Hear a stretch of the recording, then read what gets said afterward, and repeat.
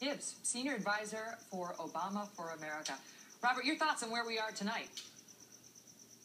Well, look, I think where we are tonight is, where I'm looking at it is we're in pretty good shape. All our paths to 207 are still very much intact. Romney campaign is surprised that of the 9 battleground states, they haven't added one of those to their column tonight. So, look, I feel very good about where we are. I want to ask you about the way it's shaking out right now in Congress, because the Republicans are going to retain control of the House. It appears that the Democrats are going to retain control of the Senate. And so if Barack Obama gets reelected tonight, it's going to go back to a Congress that looks an awful lot like the one that, there's been such contention with over the past 4 years. Right. So how would things change?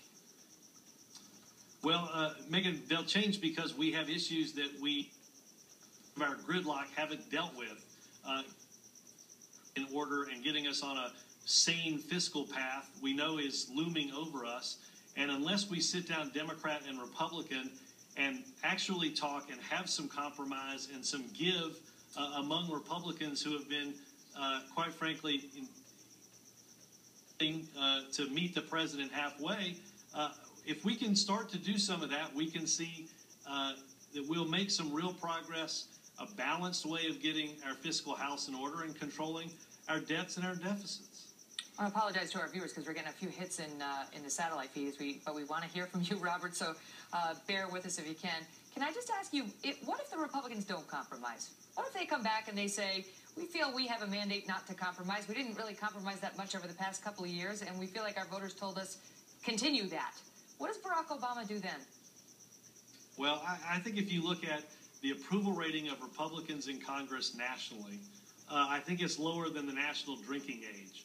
When your approval rating is lower than the national drinking age, you're not doing well. And I think if Republicans take from approval rating that's that low, that what they're doing is the right way to lead the country, then I think they haven't probably spent enough time looking raw out of what this campaign is, and quite frankly, in talking to people where they live.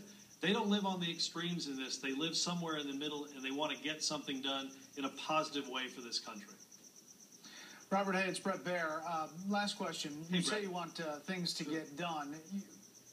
You're saying that for a long time, Democrats up on the Hill were saying if the president won, it was about breaking the backs of the Republican Party to kind of break them, to follow his agenda. No. And that's not what you're saying. No. I don't. No one is going to get everything they want in competition. Each side's good. But what you have to have in order to have people get along is they have to be willing to sit at the table and listen. I think after tonight, I think the president's going to get reelected.